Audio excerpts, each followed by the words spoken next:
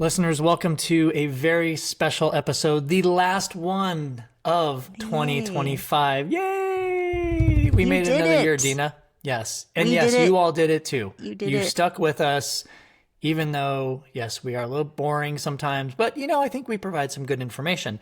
And here's the thing. A lot of people have been asking us throughout the entire year, what about this? What about that? What about this? What about that? So you backed us in a corner and we challenged ourselves to come up with the only one recommendation that each of us has for all of you in 2026. And this is no easy task, by the way, because I think between Dina and I, we could probably come up with about 100 things, right? But we backed ourselves in the corner and literally spent some reflection time thinking about what is just that one thing that we would recommend all of our listeners do. Drum roll, please. I know. Woo, Bob. You got that? That was pretty impressive. And Dina, I would like to call you up to the front of the class. Oh, I'm What on? is the one thing you're going to recommend to all of our listeners that they do in 2026? I did change my mind too, but this was the one I settled on, Bob, is to support and purchase some of your food from a local gardener, farmer's market, some sort of local growing or supporter of food growth. Okay. the term there, like a gardener, a farmer, a horticulturist. Or herbalist. So the point there is, should I give reasons why I settled on this? Absolutely. If you want, Okay. dive in. Yeah. I don't know what you're going to say, what your to-do is, Bob, but my reasoning here was thinking about what we learn as individuals who support buying local food. A lot of times, especially if it's like a CSA, community supported agriculture, like those boxes you can get and you can scale it to your budget and all of these things. But a lot of times, Bob, it just kind of encourages you to learn more about foods that you haven't had much before, different cooking methods, different kinds of produce, the seasonality of it, the taste, the freshness. I mean, there's so much you can take on for your own self when you participate in this kind of thing. And even if you're buying the same, like, well, I'm just buying spinach, I eat that all the time, it's not a brand new food. 9 times out of 10, it is a different, more fresh flavor. There's less transit time, all this stuff. The other side is just the more woo-woo part of like, well, we're supporting our local gardeners and farmers. And so aspects of that can just be, the land stewardship, the cutting down on your Amazon boxes and all that stuff to get some food.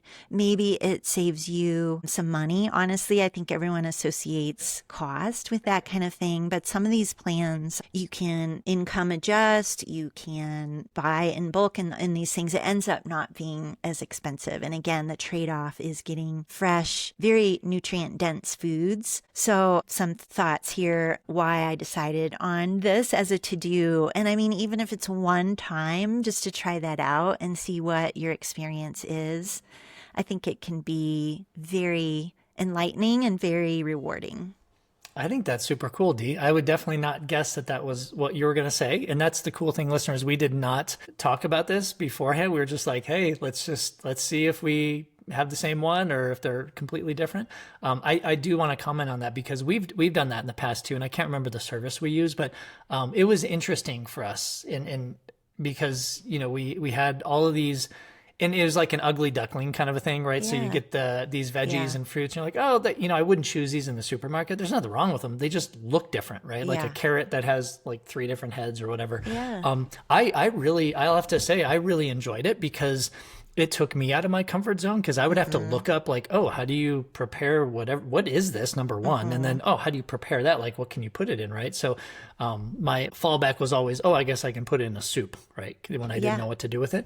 But no, I love that idea for many reasons, in addition to just, having more exposure to different types of fruits and vegetables specifically. I love that to death. Yeah. And it's, I'll say for some people, including myself, it's a little more work for sure. Like they're a lot dirtier, right? Because you have to wash, right? Obviously, because you're seeing in the grocery store, that process has already been taken care of, right? But you're Mm-hmm. also kind of paying for that, and you're maybe even losing some nutrient density, you can argue.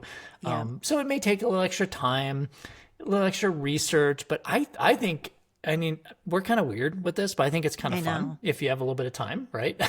Yeah, I mean, and I know there will be a few people like, "Well, that's just for privileged people Yeah, and you need to right. live near," and I understand that argument. Yeah, for Um, sure. but again, just thinking of the pros, cons, and risk reward and all those things, I think Yeah. it can be a super fun, like I just said, I guess, a very rewarding experience.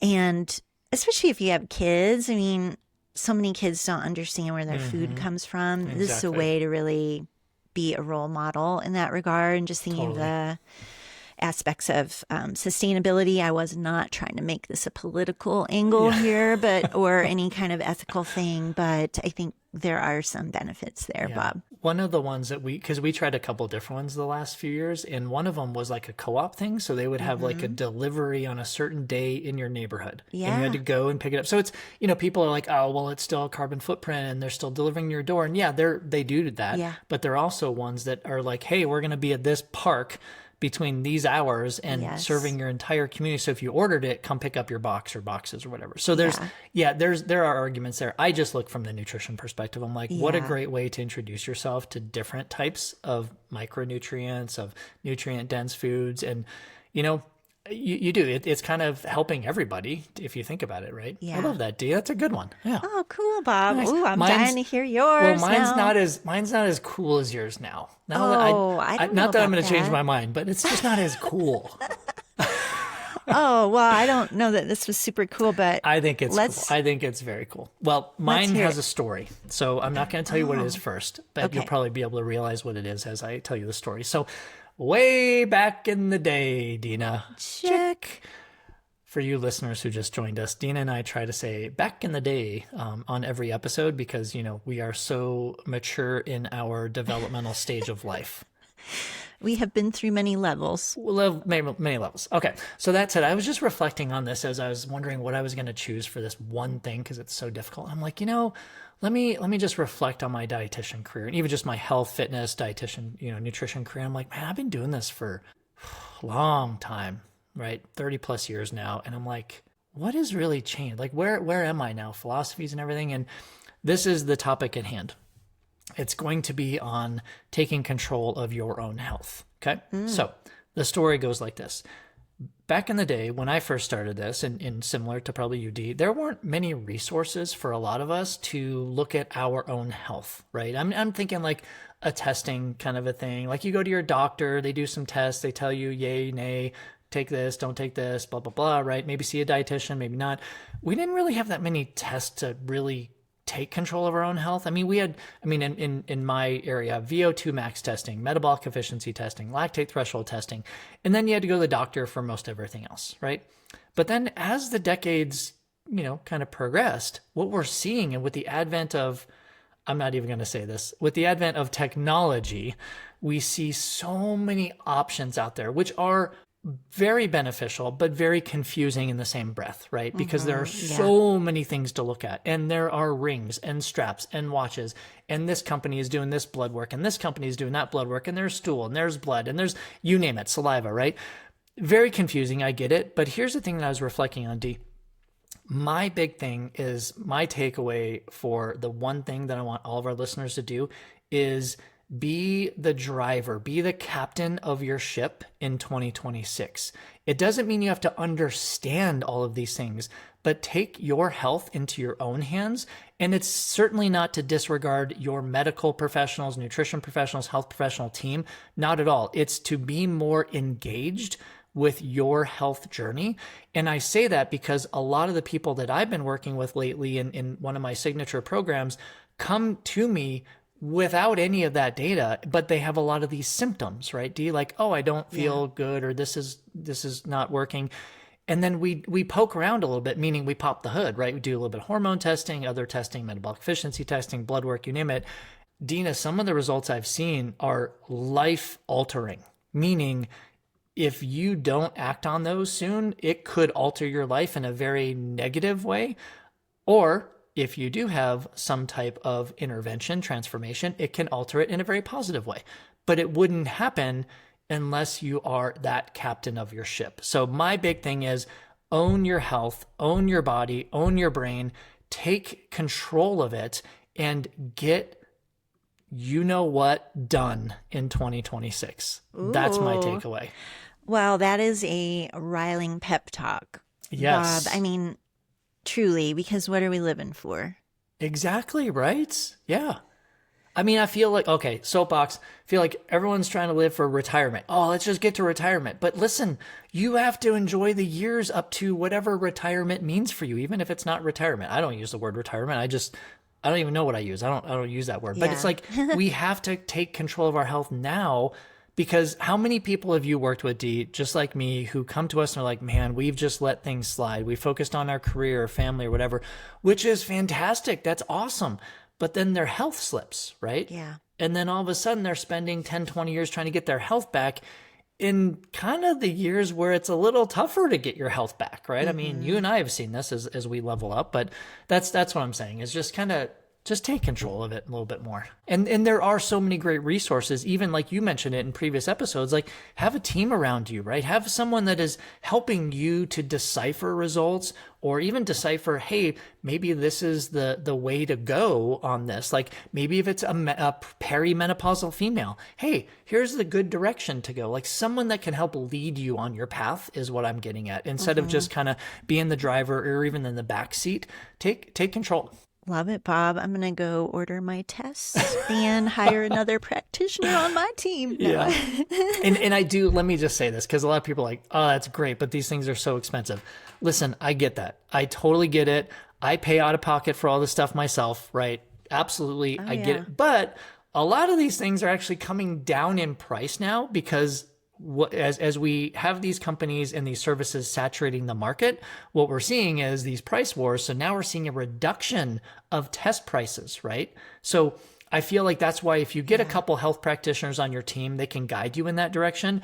And instead of paying outlandish costs or paying outlandish prices for testing these days, what you're really wanting to spend your money and your valuable financial resources on is your health team. Right? The health team is who is going to interpret this and give you plans and give you solutions and transformations, instead of you just getting, because how many times have you seen someone paying, I don't know, $500 for a testy, and they get these results and you're like, oh, wow, I don't know what these mean, right? Oh, yeah. So I hear you on the financial piece of things, listeners, but hear me, they are reducing in price, which is fantastic, right?